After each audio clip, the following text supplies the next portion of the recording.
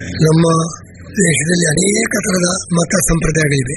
ಎಲ್ಲ ಮತ ಸಂಪ್ರದಾಯಗಳಿದ್ದರೂ ಕೂಡ ಎಲ್ಲದಕ್ಕಿಂತ ಮಿಗಿಲಾಗಿ ಸಾಧಾರಣ ಧರ್ಮ ಅಂತ ಹೇಳಿ ಸತ್ಯ, ದಯೆ, ಅಹಿಂಸೆ, ಕಳ್ಳತನ ಮಾಡದಿರುವುದು, ಆತ್ಮ ಸಂಯಮ, ಇದೆಲ್ಲ ಏಕೆ ಸಾಧಾರಣ ಧರ್ಮ.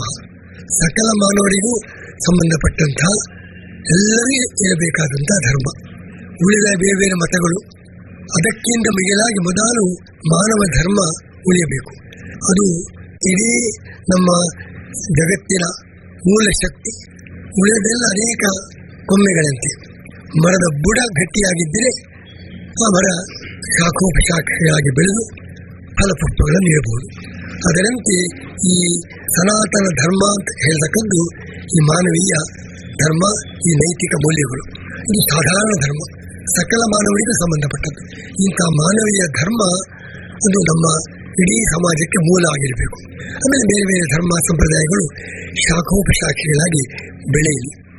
ಆದರೆ ಅದು ಬೆಳೆಯಬೇಕಾಗಿದ್ದರೆ, ಕೊಂಬೆಗಳಲ್ಲಿ ಹಣ್ಣು ಪುಷ್ಪ ಉಂಟಾಗಬೇಕಾಗಿದ್ದರೆ ಮೂಲಕ್ಕೆ ನೀರು ಹಾಕಬೇಕು. ಮೂಲ ಶಿಥಿಲವಾಗಿ ಬಿಟ್ಟರೆ ಕೊಂಬೆಗಳಿಗೆ ಎಷ್ಟು ನೀರು ಹಾಕಿದರೂ ಕೂಡ ಫಲಪುಷ್ಪಗಳನ್ನು ಪಡೆಯಲಿಕ್ಕೆ ಸಾಧ್ಯವಿಲ್ಲ. ಅದರಂತೆ ನಮ್ಮ ಧರ್ಮ ಸಂಪ್ರದಾಯಗಳು ಕೊಂಬೆಗಳು. ಆದರೆ ನಾವು ಬುಡಕ್ಕೆ ನೀರು ಹಾಕದಿದ್ದರೆ, ಮಾನವೀಯ ಧರ್ಮವೇ ಉಳಿಯದೆ ಹೋದರೆ ಯಾವ ಮತ ಸಂಪ್ರದಾಯಗಳು ಕೂಡ ಉಳಿಯಲಿಕ್ಕೆ ಸಾಧ್ಯವಿಲ್ಲ. ಆದ್ದರಿಂದ ನಮ್ಮಲ್ಲಿ ಅನೇಕ ಮತ ಸಂಪ್ರದಾಯಗಳಿದ್ದಾಗಲೂ ಭಿನ್ನತೆ ಇರಬಹುದು. ಎಲ್ಲಿ ಭಿನ್ನತೆ ಉಂಟೋ ಅಲ್ಲಿ ಸಹನೆ, ತಾತ್ವಿಕ ಭಿನ್ನತೆ ಇರ್ತದೆ. ದ್ವೈತ, ದ್ವೈತ, ವಿಶಿಷ್ಟ ದ್ವೈತ, ವೀರಶೈವ, ಇಸ್ಲಾಂ, ಕ್ರಿಶ್ಚಿಯನ್ ಎಲ್ಲ ಮತಗಳಲ್ಲಿ ಕೂಡ ತಾತ್ವಿಕ ಭಿನ್ನತೆ ಇದೆ. ಭಿನ್ನತೆ ಇದ್ದಲ್ಲಿ ಸಹನೆ, ಅದನ್ನು ತಾಳ್ಮೆಯಿಂದ ನೋಡಬೇಕು. ಸಮಾನ ಅಂಶಗಳು ಬೇಕಾದಷ್ಟಿದೆ. ಎಲ್ಲ ಮತಗಳಿಗೂ ಸಮಾನವಾದ ಅಂಶಗಳು.